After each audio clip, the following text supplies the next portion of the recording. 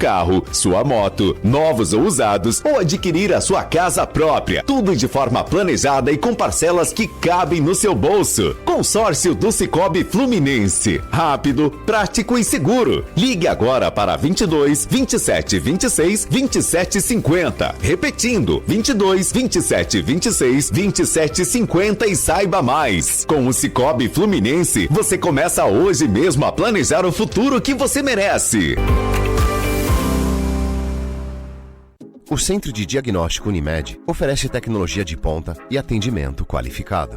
Contamos com uma ampla gama de exames de imagem, garantindo diagnósticos ágeis e precisos. Pensando na sua comodidade, realizamos atendimentos também aos finais de semana e feriados. Conheça a unidade, que fica na rua Batista Lacerda, número 29, Parque Rosário, bem ao lado do nosso hospital. Saiba mais pelo WhatsApp 2720-0661. Unimed Campos. Pode contar. Expandir, modernizar com qualidade e excelência. Rede de Postos Mariana. Rede de Postos Mariana, a maior rede de postos da região, onde você abastece seu veículo com qualidade e garantia. Agora, nossa rede conta com mais 2 unidades de GNV com muita pressão. Na BR-101, quilômetro 15, Travessão e Guarus, Avenida Carmen Carneiro, esquina com André Luiz. Vem abastecer com a gente. Postos Mariana, vem pra cá. Atenção, Campos dos Goitacazes! Chegou a Clínica Doutor Hérnia, referência no tratamento da coluna sem cirurgia. Recupere sua mobilidade e qualidade de vida com técnicas modernas, seguras e personalizadas. Em breve, inauguração em Campos. Clínica Doutor Hérnia. Viva sem dor! Começa agora o Folha no Ar, primeira edição.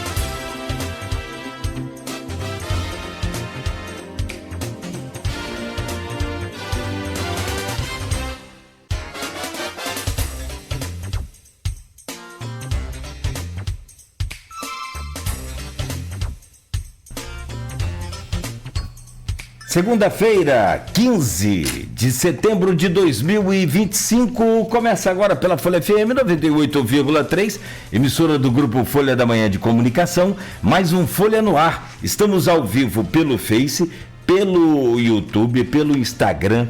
Você confere, daqui a pouco este programa vai estar editado em podcast. Logo mais tem reprise na Plena TV. E também pelo aplicativo de rádio, você pode ouvir a Folha FM pelos aplicativos que tem todas as rádios, você encontra lá a Folha FM também, pelo nosso aplicativo exclusivo da Folha, né? e também pela Alexa. Alexa, só dá o comando, Alexa ouvir a Folha FM. São 7h15 em Campos. Muito bom dia, eu sou o Cláudio Nogueira e a gente começa agora mais um Folha no Ar com as principais informações. Depois de um final de semana, choveu, né? Também não choveu tanto, mas choveu conforme o previsto e com temperaturas mais baixas do que, né, os dias da semana passada. Vamos começar aí essa semana, segundo o Instituto Nacional de Meteorologia, sem chuva. A segunda-feira começa com sol, tempo bom, céu claro, 18 graus de mínima, 26 de máxima e com 20 graus neste momento. Para a semana, a possibilidade de chuva deve acontecer mais para quinta-feira, entre quarta e quinta-feira. O programa de hoje traz temas muito importantes que precisam ser debatidos, discutidos e assim, de alguma forma, sempre tem uns alertas, sempre tem os sinais. E eu tenho o prazer de receber hoje aqui, vamos conversar já, com a psicóloga cognitivo-comportamental, a Pamela Nogueira. Pamela Nogueira vem para falar sobre o Setembro Amarelo, esse mês de prevenção, de conscientização, de muitos cuidados com a saúde mental. Como que está tudo na nossa mente, como que a nossa mente é poderosa, para o bem ou para o mal. Tem assim exemplos de força sobrenatural em casos. Eu tenho um exemplo muito antigo, mas que eu sempre uso e às vezes me recordo. É uma mãe nos Estados Unidos trocando um pneu de um carro com um filhinho pequeno. Naquela coisa de, né, trocar o pneu, pega a chave, pega o macaco e tal. O filhinho entrou embaixo do carro e o macaco caiu. E o carro caiu em cima do menino. A mãe levantou o carro. Por ser uma mulher não ter força, não é comum, pode ter, não tem problema nenhum. Mas da onde veio essa força dessa mulher que ela tentou a semana inteira, depois não conseguiu? Vem da cabeça, vem do conceito. Então, essa força está lá. Como acessar essa força? Aí é com a Pamela, ela que vai ensinar a gente, ela que dá esses caminhos para a gente descobrir a força que nós temos. E isso acontece, eu estou falando mulher, porque assim é bem marcante, mas acontece com a gente também. Que homem que aguenta levantar um carro? Nenhum, não é qualquer um que vai. Então, não pensa que esses bombadão de academia não levanta, não. É tudo, sabe, o subconsciente que vem, né, nesses momentos de assim, dá uma força,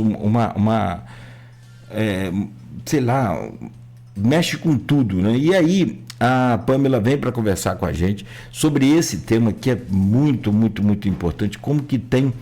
E assim, nós da imprensa temos que um código de ética e de boa conduta, que é não anunciar suicídio. A gente não anuncia, assim como aconteceu uma vez e a gente virou essa chave, paramos de anunciar. Como também, agora recentemente, um caso muito clássico, que a imprensa também já criou esse código e não anuncia mais o nome de autor de ataques às escolas, à comunidade, né, aqueles caras que têm uns rompantes lá, sei lá, e atacam as escolas, matam as crianças, aquela coisa nunca mais. Agora, isso tem pouco tempo, se tiver 2 anos é muito, graças a Deus nunca mais aconteceu, e a gente não anuncia mais o nome. E a partir daquele caso ali, isso é automático, né? Uma emissora grande, nacional, toma uma decisão dessas, outras seguem sem, né, nenhum problema, e bom por isso. E por fim, a gente fala então sobre a adultização infantil na internet, que também está barbaridade. Todos os assuntos conversam, né, Pamela, um com o outro. E a gente fecha falando do excesso de exposição às telas. como que é bom falar sobre isso, como que é bom a gente entender esse processo para cada vez mais combater, na pesquisa que eu fiz aqui, essas crianças que passam, em média, 9 horas por dia no Brasil. Mais ou menos, né, Pamela? Pamela vai trazer números exatos aí, ou mais precisos. E no mundo está em torno de 6 horas e meia, 7 horas. O Brasil é campeão. É o segundo, Pamela? Minha nossa. Vou trazer já. Então vamos adiantar logo isso aqui, porque essa pauta é muito boa, é muito importante para a gente tentar aqui, de alguma forma, ajudar as pessoas, as famílias, a terem acesso. A Pamela, eu não falei o currículo dela, ela também atua numa área muito, muito bacana, que é a área de educação, com o PSE, Programa Saúde na Escola, que é extraordinário esse programa também, e a gente comenta sobre ele, inevitavelmente. E bom também, pode ficar à vontade para a gente falar sobre isso. 7 horas e 21 minutos, no oferecimento de Proteus, serviços de saúde e medicina ocupacional, qualidade certificada ISO 9001-2015, Unimed Campos, cuidar de você. Esse é o plano. Laboratório Plínio Bacelar e vacina Plínio Bacelar, cuidando bem de tudo que te faz bem, com todas as vacinas para recém-nascidos, bebês, idosos, para manter a sua família com o cartão de vacinas em dia. Procure a Clínica Vacina Plínio Bacelar, ao lado ali do Laboratório Plínio Bacelar, aqui no centro de Campos. Rede Mariana, qualidade e compromisso com você. Radmed Diagnósticos por imagens sempre à frente, e consórcio do Cicobi Fluminense, que é a maneira mais fácil, o jeito mais rápido de você realizar o sonho da casa própria. Tem consórcio para carro usado também. É só ligar e falar com o pessoal do Cicobi Fluminense.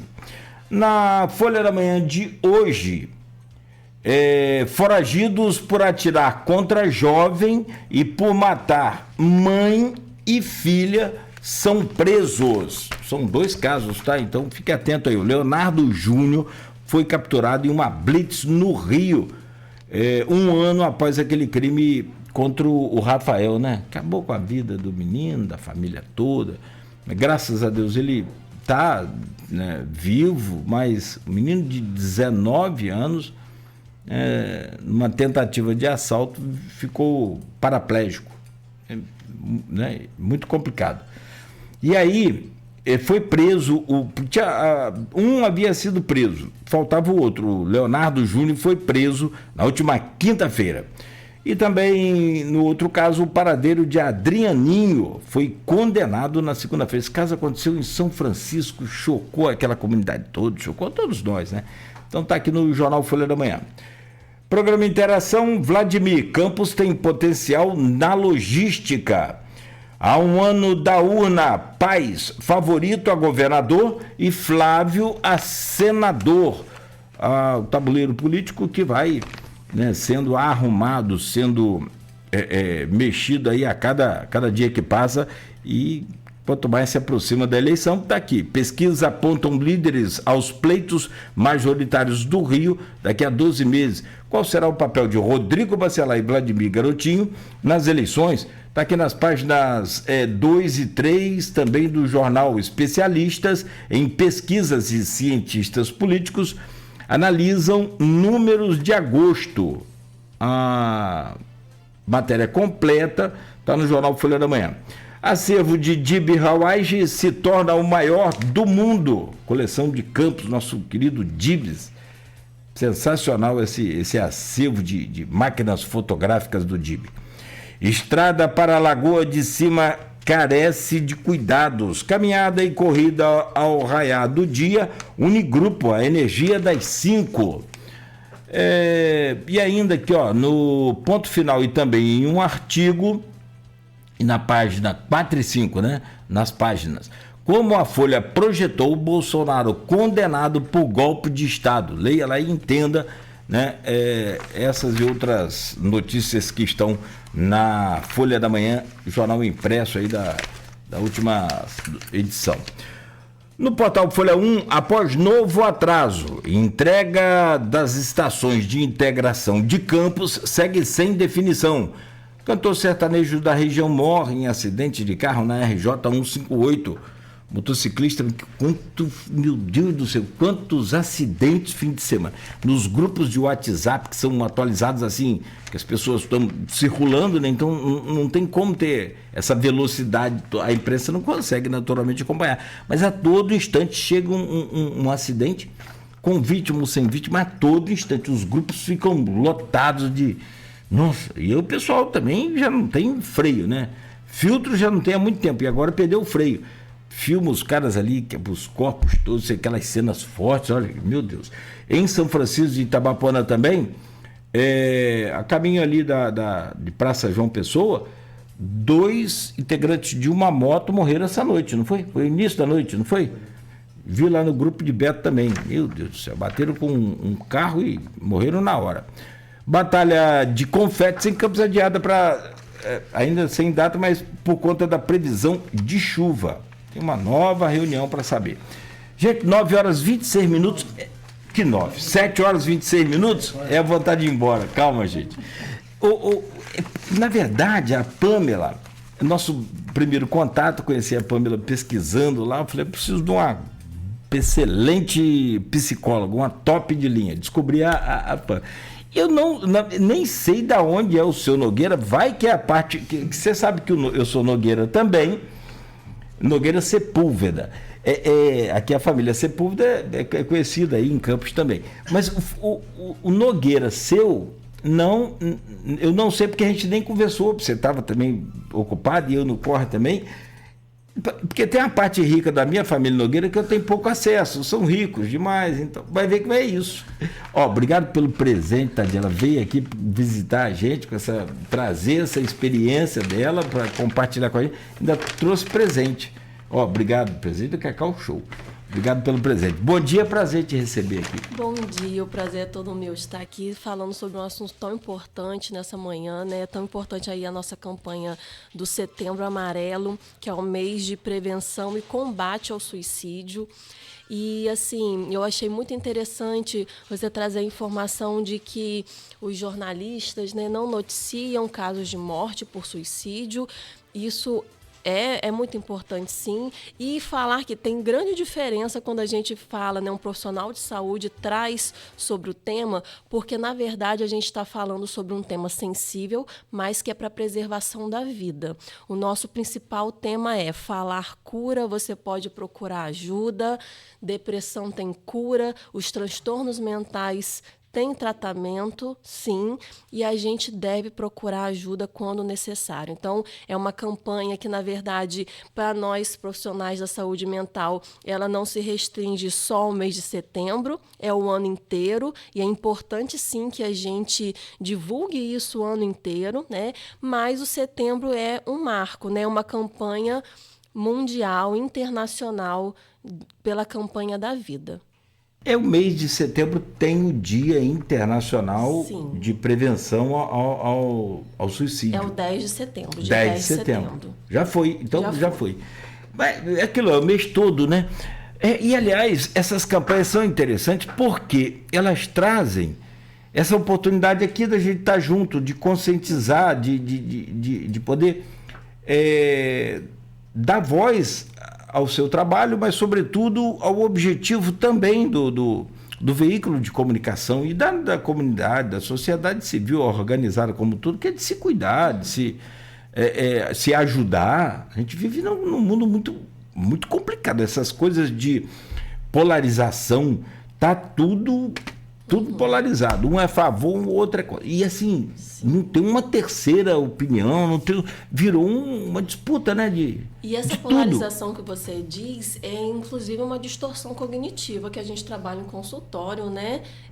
O pensamento dicotômico, aquele é 8 ou 80, é tudo ou nada. A pessoa que vê a vida em termos de preto ou branco, não enxergando que entre o 8 e o 80 existem várias possibilidades, né? Então, a gente já vê aí um pensamento, né, um percurso de pensamento adoecido, que ele, no consultório ele vai ser tratado individualmente, mas a gente vê o quanto a sociedade está passando por isso, né? E o quanto que prejuízos a gente tem com esse curso de pensamento, né? Que é adoecido, que a gente não respeita a opinião do outro, que a gente não tem empatia, principalmente com relação às discordâncias, né? De qualquer maneira. E aí, quando a gente vai falar também um pouquinho sobre o uso da internet, o impacto que isso tem nos dias atuais, quando a gente está aí no mundo da internet, né?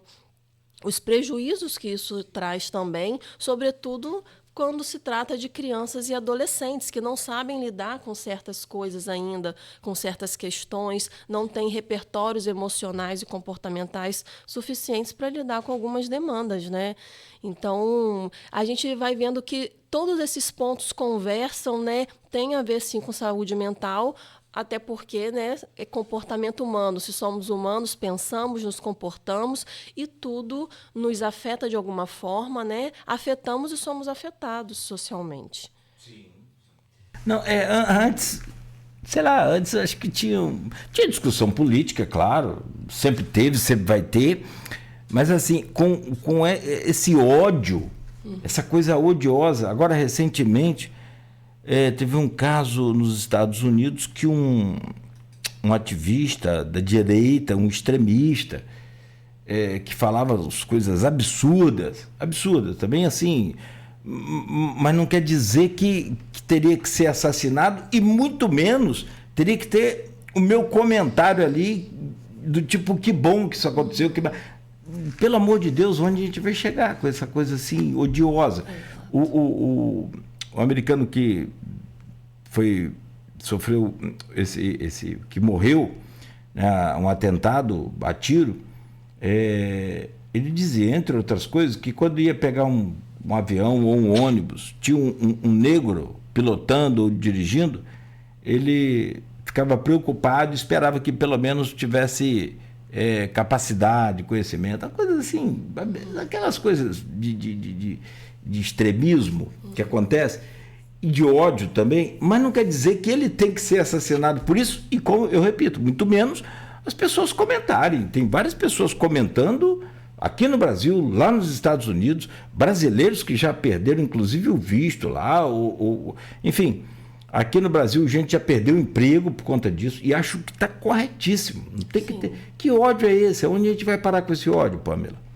Sim, a gente precisa... Antes de entrar no Setembro Amarelo, a gente está trocando a ideia aqui que ao vivo é assim, não tem jeito. Tudo conversa com Setembro Amarelo, né? Porque as questões sociais interferem muito, sim, na saúde mental, na ideação suicida. A gente vê que grande parte das pessoas até que cometem algum ato ou tentam, são por questões sociais, por vulnerabilidade social, o racismo, a pobreza, a violência, a exploração.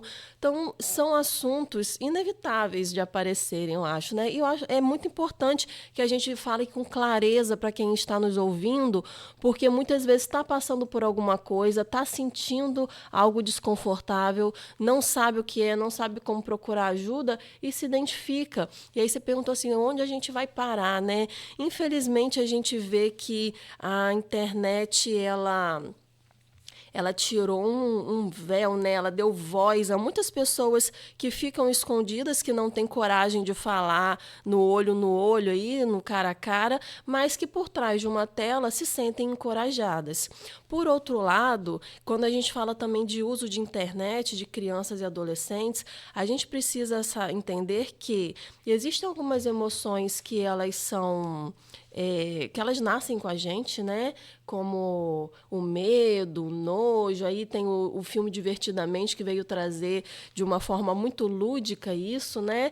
Mas algumas emoções elas são aprendidas, e a empatia é uma delas. Nós aprendemos socialmente. E aí, que exemplo, né? O que esses jovens, essas crianças que estão muito em frente a telas e, de repente, com pouco contato, né, pessoal, com pouco convívio, poucas experiências de interação, né, de atividades em grupo, como a gente tinha muito antigamente, né, na época que não existia a rede social, esse brincar na rua. O que elas estão aprendendo, né? O que é empatia? Porque atrás de uma tela é tudo muito frio, tudo muito distante.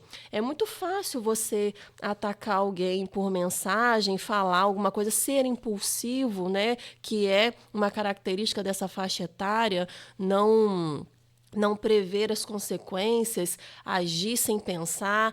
Então, a gente precisa muito entender que faz parte da educação dos nossos filhos, das nossas crianças, né, dos nossos alunos aí, das escolas, o contato presencial, para a gente desenvolver, sim, algumas emoções, aprendê-las. A coisa que a gente vai falar também de exposição lá na frente, mas a mega exposição às telas é complicado. Só atrapalha, como você disse, e Humberto Eco falou, a internet deu voz aos idiotas. Sempre teve, tudo isso que está aí, sempre teve antes do mundo ser mundo, como diz a minha mãe, sempre teve. Tudo que a gente está vendo hoje aí sempre existiu, talvez na mesma escala, no mesmo jeito. Claro que a gente hoje é um planeta com 8 bilhões de habitantes, aí é uma escala muito maior. Mas assim, em proporção, sempre teve. Agora, é aquilo que você trouxe, o Humberto Eco falou, a internet deu voz aos idiotas. Aí você vê um idiota comentar a felicidade que ele está pelo outro ter sido assassinado, porque não convergia com os pensamentos políticos dele, é o fim do mundo. Assim, muito difícil. Vamos lá, Setembro Amarelo. Para a gente contextualizar aqui, você me ajuda nos dados. Eu trouxe alguns dados aqui. Na minha pesquisa, eu consegui 2021, mas tem alguns mais atualizados também, que é a taxa de suicídio. E como que tem, e aí lá na frente eu vou te pedir para tentar explicar isso, se é que é possível, né? O idoso se suicidando. Eu quero muito entender esse processo. No Brasil de 2021, a taxa de suicídio entre adolescentes era de 15 e 19 anos, né? Chegando aí a 6,6 casos de óbitos por 100 mil habitantes. Ou seja, para cada 100 mil pessoas, quase 7 cometiam suicídio nesse período de 16 a 21. Em 2022, foram 16.262 suicídios, o que equivale a 8 pessoas por 100 mil habitantes. Então, assim, bem acima do que vinha acontecendo. O uso da internet também é outro alavancador desse processo. Pamela, como é que é esse processo de a gente desistir de tudo e não encontrar uma saída? A gente se perde no labirinto da vida. Como é que é essa coisa? Bem, a gente precisa entender, né, que a questão do suicídio ela é multifatorial, né? Segundo a Organização Mundial de Saúde, mais de 700 mil pessoas morrem por suicídio no mundo por ano. Então, é uma morte a cada 40 segundos, né? No Brasil, é uma morte a cada 45 minutos. Mais ou menos 15.500 pessoas por ano morrem por suicídio. Dá, em média, aí, 42 pessoas por dia. Então, a gente vai observando que falar sobre isso, fazer essa campanha que é de valorização à vida, é um assunto de saúde pública, é sim um compromisso coletivo. A gente precisa muito da ajuda, do auxílio dos meios de comunicação para que passem informações corretas, sérias, com profissionais da área, né, da saúde pública, da saúde mental, porque a gente precisa acabar com esse preconceito, né? A gente precisa construir essas redes de apoio, mostrando que ninguém precisa enfrentar nada sozinho, né? E isso, sim, é em decorrência de um adoecimento, de uma depressão, de um quadro, né, de um transtorno mental, seja na adolescência, na fase adulta, nos idosos também. Então, a depressão ela está muito associada, né, ao risco de suicídio, sim, mas não necessariamente uma pessoa deprimida ela vai tentar, né, contra a própria vida, vai cometer algum ato. Como eu disse, muitas questões sociais, de vulnerabilidade social, levam também a esse desespero. Então, a gente precisa entender que quando uma pessoa chega a pensar, né, é porque ela está com uma dor profunda, que ela não está sabendo lidar. Em algum momento ela acha que ela não vai conseguir, que ela não vai ter força suficiente, e aí, numa tentativa de acabar com esse sofrimento, vai tendo um curso, né? A gente pensa naturalmente sobre a morte, né? Nós somos humanos e pensamos sobre isso. O que chama atenção é quando a gente pensa recorrentemente, várias vezes ao dia, como uma forma de solucionar aquela dor. E aí a gente vê que tem um problema que precisa, sim, de ajuda, né? E aí, falar sobre a importância de buscar auxílio médico, auxílio psicológico. A gente precisa desmistificar que psicólogo é um profissional que atende doido, como se falava, e se fala ainda, infelizmente, né? Eu que visito, faço palestras em escolas, a gente ainda ouve a questão do bullying, né? As crianças falando, eu sofro bullying, me chamam de tal nome, de tal coisa, porque eu faço psicólogo. Eles falam assim, né? Ou alguns pais que têm resistência de procurar ajuda para os seus filhos, ou até mesmo não encontram quando procuram, né, na rede pública, né, que a gente sabe que a gente precisa sim ter um investimento nessa área. Então, a importância de falar sobre isso, de falar que as pessoas precisam buscar ajuda, né? Ajuda médica também, não ter medo de buscar o psiquiatra não vai internar, não vai causar uma dependência psicológica também, os medicamentos, porque a gente tem que pensar que o cérebro é um órgão do nosso corpo como outro qualquer. Então, se eu estou com problema cardíaco, se eu estou com pressão alta, eu não vou ao médico para tomar um remédio para controlar minha pressão, eu não vou ficar simplesmente dizendo para ela, olha, você tem que baixar, você tem que se controlar sozinha.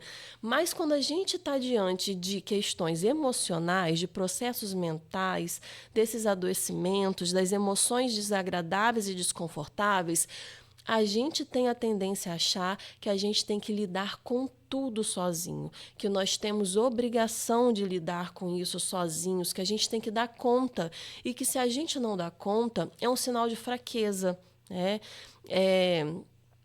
Então, assim, principalmente também homens, né, socialmente são ensinados a quê? A não chorar, a não demonstrar emoções, né? E a gente precisa também desmistificar isso. Depois da pandemia, a gente pôde observar que cresceu o número de homens nos consultórios. Isso é bom, né? Isso é bom porque a gente vê as pessoas se cuidando um pouco mais. A pandemia foi um marco, sim, para as questões da saúde mental. Foi um complicador por um lado, mas destravou algumas... Exato, porque ali as pessoas entenderam que saúde física e mental não estão dissociadas, elas andam juntas, elas não são separadas. O que as pessoas tentavam colocar para debaixo do tapete ficaram muito evidentes no isolamento social, que foi necessário, sim, né, para proteção, preservação da nossa vida, porém que trouxe à tona outras questões que a gente não queria enxergar. A ansiedade, a depressão, os conflitos, os problemas de relacionamento. Então, na pandemia em si, não houve um aumento do número de suicídios. Porém, né, no pós-pandemia, a gente viu aí um agravamento e sim, um aumento, né, dentro desses números aqui que eu trouxe. E aí, falando também sobre as faixas etárias, né, que você mencionou, que eu acho muito importante trazer, entre adolescentes de 5 a 13 anos, né, crianças e adolescentes, é a 11ª causa de mortes. E entre 14 e 19 anos é a 3ª maior causa de mortes. E aí a gente vê um predomínio entre as meninas, que nessa faixa etária, principalmente no uso da internet, aí, da rede social, tem muita questão da comparação, questão do corpo, da autoimagem. E isso é muito maior entre meninas. Meninos ainda estão muito lá naquela fase dos jogos online, né, que também tem alguns agravantes, né, pode levar a comportamentos mais violentos, mais ríspidos. O caso de Itaperuna, se me permite te cortar aí, que ali é bem emblemático também, né? Ali teve a essência ali foi a rede, né? Desde quando eles se conheceram, foi há cerca de 7 anos atrás, eles tinham 8 anos, eles têm a mesma idade quase. Crianças ainda, né?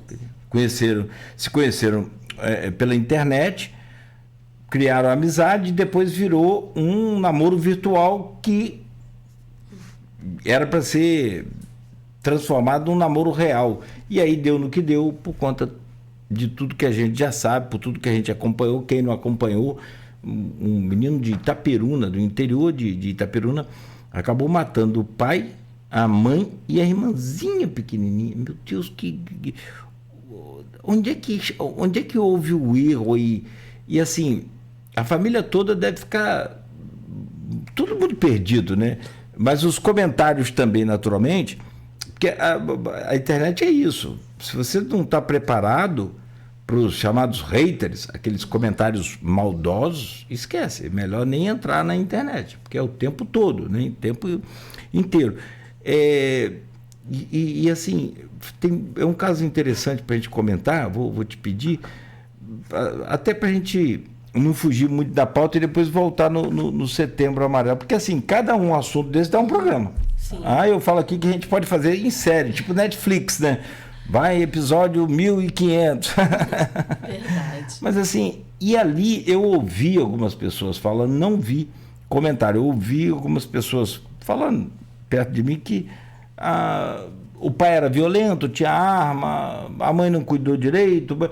Tem alguém que erra nesse processo ou é um caso assim inevitável, isolado? Como é que é isso?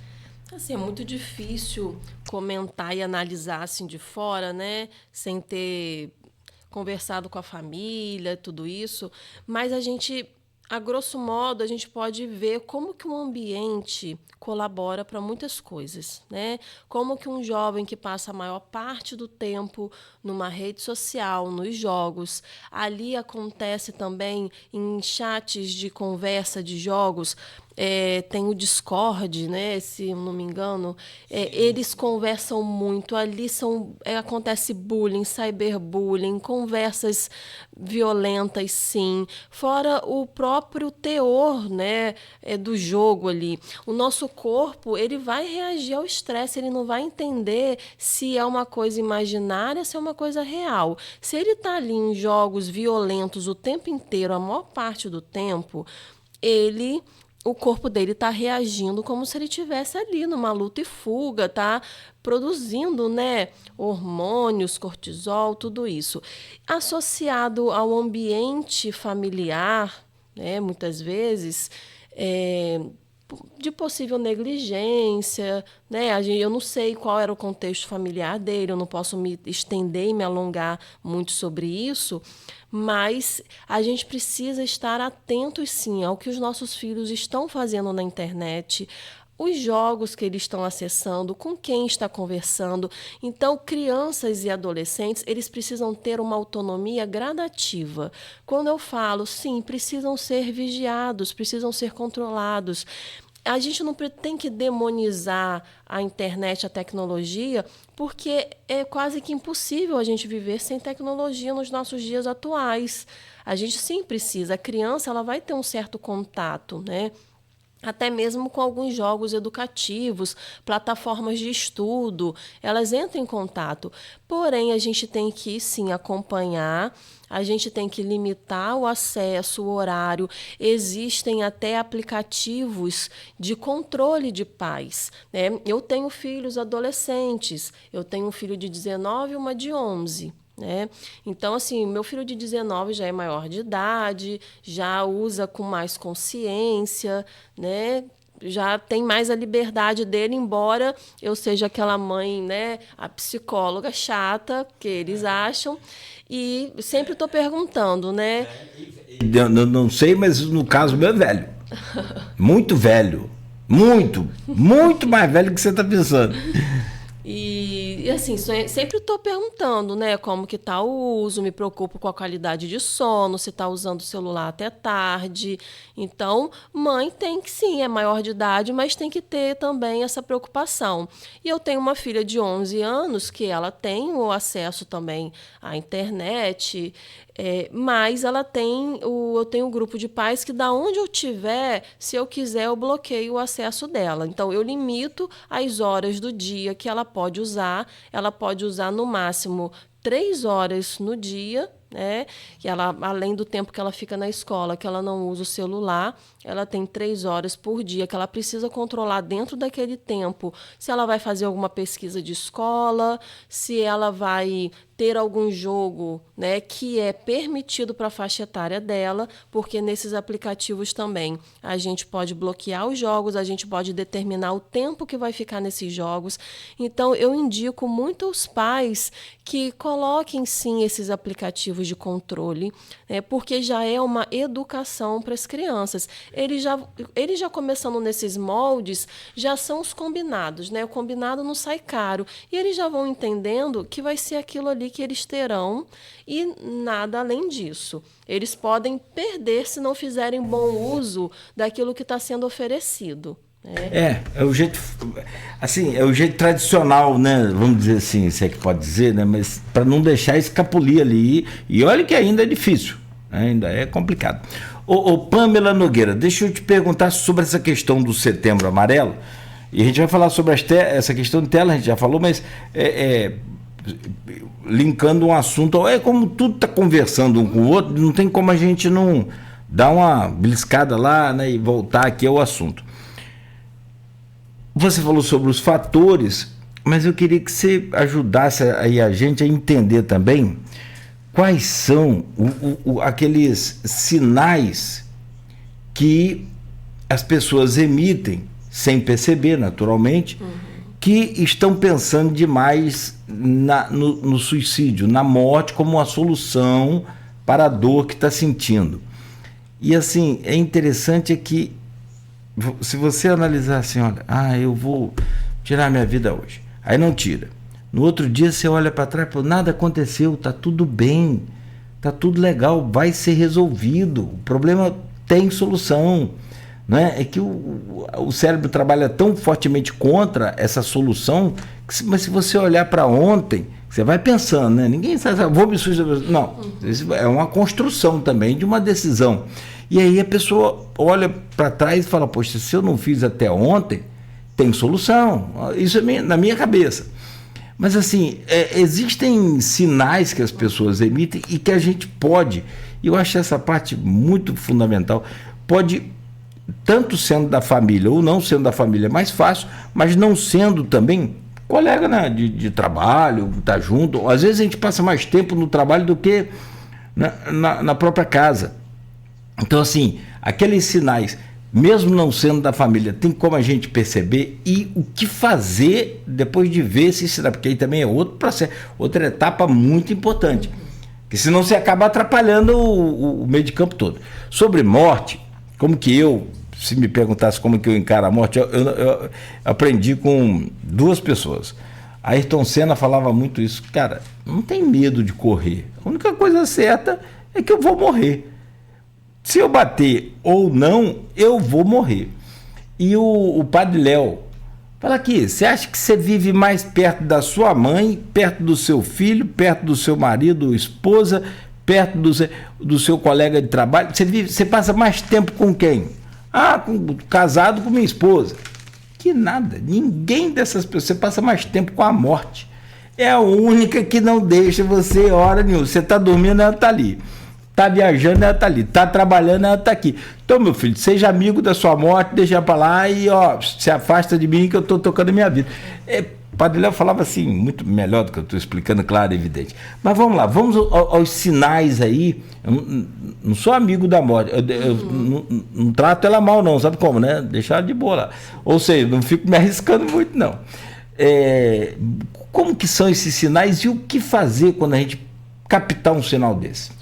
Bom, pegando o gancho, né, do que você estava trazendo, que eu achei muito interessante, se tem uma certeza que nós temos na vida é que nós vamos morrer, né?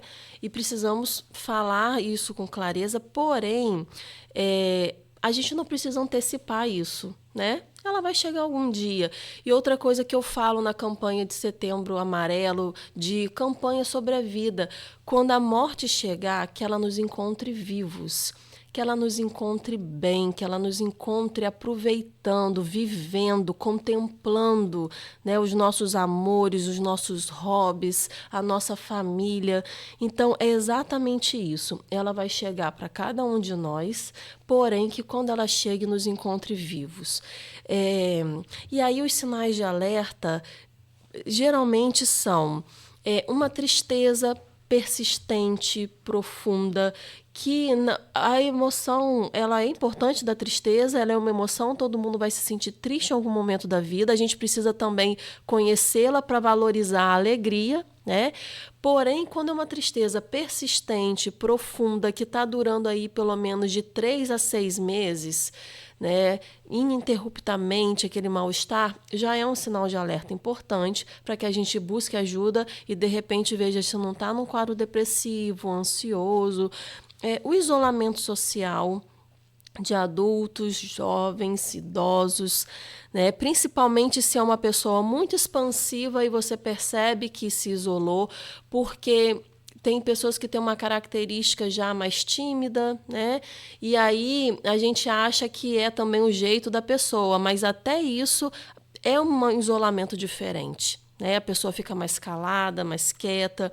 As mudanças de humor drásticas, seja a irritabilidade, seja a própria tristeza mesmo, a variação, alegria, tristeza, essa variação muito rápida de humor, falas e pensamentos negativos, não precisa ser sobre morte em si, mas falas de desesperança, como se não fosse conseguir, como se não fosse capaz, né? Falar de desânimo, que tem vontade de sumir, dormir e não acordar mais, são falas muito comuns, principalmente entre adolescentes, crianças que não sabem verbalizar ainda sobre o desejo, né? Essa vontade de não estar mais aqui, eles comunicam dessa forma. Alterações do sono, do apetite. Então, alterações do sono inclui ou dormir demais, que é uma fuga, né? A gente precisa entender que adolescentes sentem muito sono, sim, né? Igual um bebê, bebê, adolescente e idoso, dormem muito, né? É uma característica, mas a gente tem que entender também quando está passando desse ponto. Uma pessoa que dorme muito e ainda dorme à noite, acorda cansada, tem alguma questão, né? Precisa ir ao médico, fazer algum exame de sangue, de repente, para ver as taxas, as vitaminas. E mudança, também pessoas com insônia, né? Então a gente vê esses extremos, precisam sim, são um sinal de alerta. Transtornos também, alterações no apetite, aquelas pessoas que perdem a fome, não conseguem comer, ou acabam comendo demais, como se estivesse comendo as emoções, é um comer transtornado, não quer dizer que seja uma compulsão alimentar em si, mas é um comer transtornado, né? É um comer, parece, para suprir um vazio. Alguns comportamentos de risco que a gente vê em adolescentes é o que é comportamento autolesivo, né? Aqueles jovens que se cortam. E a gente precisa estar atento que a gente vai muito para o excesso, para aquilo que é gritante.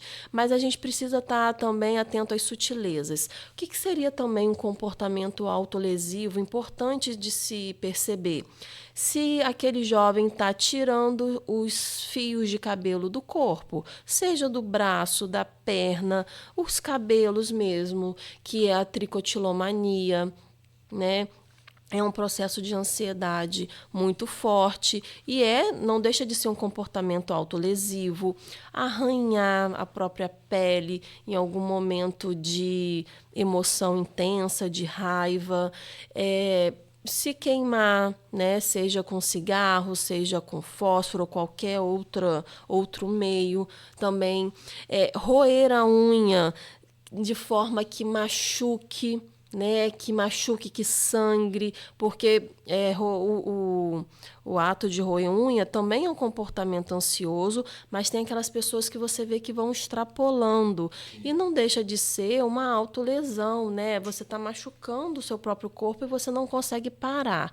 Então, eu trago esses exemplos porque eu, particularmente, eu fico atenta a todos esses sinais quando eu estou atendendo alguém e já encaro, né, como um comportamento de autolesão, né? E os pais também podem ficar atentos a isso, né? Que é um sinal de ansiedade aguda que pode avançar para outras questões, para outros transtornos. E a adolescência, principalmente, é essa fase, né, que muitos transtornos vão surgindo pela própria faixa etária deles, pelo próprio desenvolvimento cerebral ali, a impulsividade, dificuldade de lidar com certas questões, ainda não tem um manejo de algumas emoções, então eles não conseguem se autorregular sozinhos, né? Criança não consegue se autorregular sozinha, precisam do adulto ali do lado para orientar, para indicar, às vezes de uma orientação profissional para a família, para a própria criança.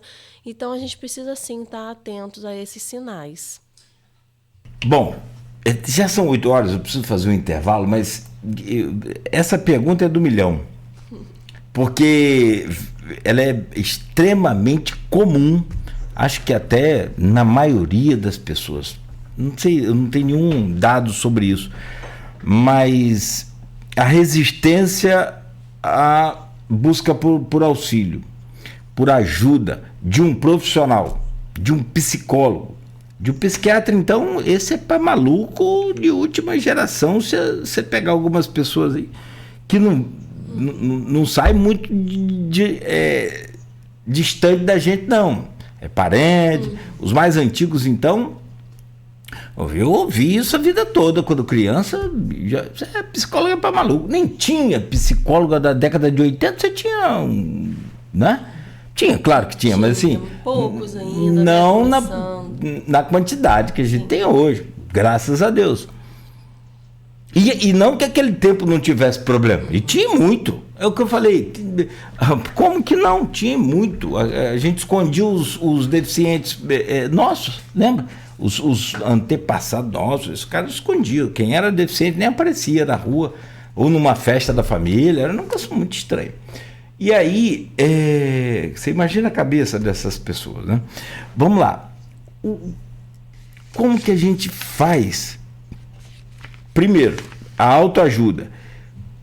O que é possível? Porque assim, é muito difícil, não é fácil essa pergunta, não. E não tem problema nenhum você falar, Cláudio, isso é negócio de outro mundo. Porque como que eu que tenho uma rejeição, tenho uma resistência a procurar um psicólogo, o que você pode falar para destravar minha mente sobre esse acesso ao pedido de ajuda? E o que a gente que gosta de uma terapia pode falar para quem tem dificuldade de ter esse... Porque às vezes a gente fala, piora mais ainda.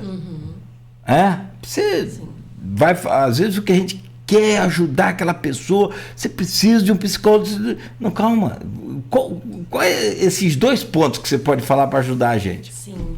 Você falou sobre, antigamente, né, que as pessoas tinham mais resistência, e até falando sobre os sinais de alerta, eu esqueci de falar sobre o comportamento de risco, que também é o uso de substâncias, né, de álcool e outras substâncias. Também é um sinal de alerta, e que, se a gente observar, as gerações anteriores iam em busca muito desta fuga, do cigarro, do álcool, de outras drogas, né? A gente vê aí muitas pessoas mais antigas com esse comportamento de vício porque era a válvula de escape, né? Era a terapia deles, né? Antigamente. para poder lidar com as emoções que não falavam, que não sabiam como buscar ajuda. Bem, a gente nunca, né, pode obrigar outra pessoa a fazer terapia, tem que ser sim uma vontade. Eu digo que a relação terapêutica é o principal para que haja terapia. Né? Você não vai ficar obrigado no psicólogo de mau humor, porque não vai fluir. Quando eu vejo que alguém está ali por livre e espontânea pressão, eu sou muito honesta, né, e falo, olha, eu não posso querer mais que você, eu estou aqui para te ajudar, mas é um trabalho em conjunto, né, eu preciso que você queira igual a mim ou mais que eu. Porque o psicólogo ele não vai fazer milagres, aliás, nenhum profissional vai fazer milagres, o remédio também, o medicamento não vai fazer milagre se a pessoa não muda hábitos de vida. E as pessoas escutam você precisa fazer terapia, essa frase, quase que um ataque, né? Parece que é uma ofensa. E aí, se você se sente atacado, qual é o comportamento esperado? Defesa, você contra-ataca, né? Então, eu acho que a melhor maneira de acessar alguém que precisa fazer terapia, que você percebe, eu acho que é chegar com muito amor e carinho, né? Falando sobre a sua própria experiência, o quanto que aquilo te ajudou, mostrando como foi a sua necessidade, né, de chegar até ali. Eu acho que o compartilhamento de experiência positiva é a melhor forma de mostrar para alguém os benefícios. Mandar, indicar, né, assim, você tem que fazer terapia, pode causar mais resistência ainda. E aquela coisa, eu sou psicóloga e santo de casa também não faz milagres. Muitas vezes, desde que eu fazia faculdade, eu às vezes indicava, né, para pessoas muito próximas, né? Conversava com tios, sobre primos que eu observava que precisava. E, assim, uma das coisas que... Você deve ter ouvido lá, mal está estudando e já ficou maluca. Exato. Não foi, não? Eu não consigo. Você é doido. Formou e já está se achando a psicóloga, doutora. Mas, enfim... mas eu ouvi, sim, de um tio, recentemente, que falou assim, Pamela, se eu tivesse te escutado lá atrás... né? Eu não estaria tendo os problemas com meu filho que eu estou tendo hoje. Né? Então, assim, demorou anos para reconhecer. Muitas pessoas esperam chegar num momento limite da vida, assim. São casos que têm reversão, sim, que graças a Deus as pessoas se dão conta de que precisam. Isso é bom, mas o quanto antes a gente buscar ajuda, a gente evita muitos prejuízos para a gente e para quem está à nossa volta. Então, eu acho que falar como uma atitude de carinho, de cuidado, e compartilhando experiências é a melhor maneira. Ótima dica, excelente. Muito bom. Porque se é bom para você e eu vou indicar, mas eu não uso, eu não preciso, eu sou... Quem é que não precisa hoje, né? Então, muito legal, muito bom. Bom, são 8h08. Pamela Nogueira, me permita rapidamente aqui o intervalo. A gente volta e vamos falar sobre 2 temas que estão também bem conectados. A adultização infantil, principalmente depois do caso aí denunciado pelo Felca, né, lá do Ítalo Santos e aquela coisa toda. Mas assim, está muito explícito, está muito claro, tem muita coisa acontecendo para além daquele caso. As coisas continuam ainda, né? E isso vai, sei lá, como você falou, a internet sem limites de mencionar o tamanho, né, do envolvimento, por exemplo, de crianças.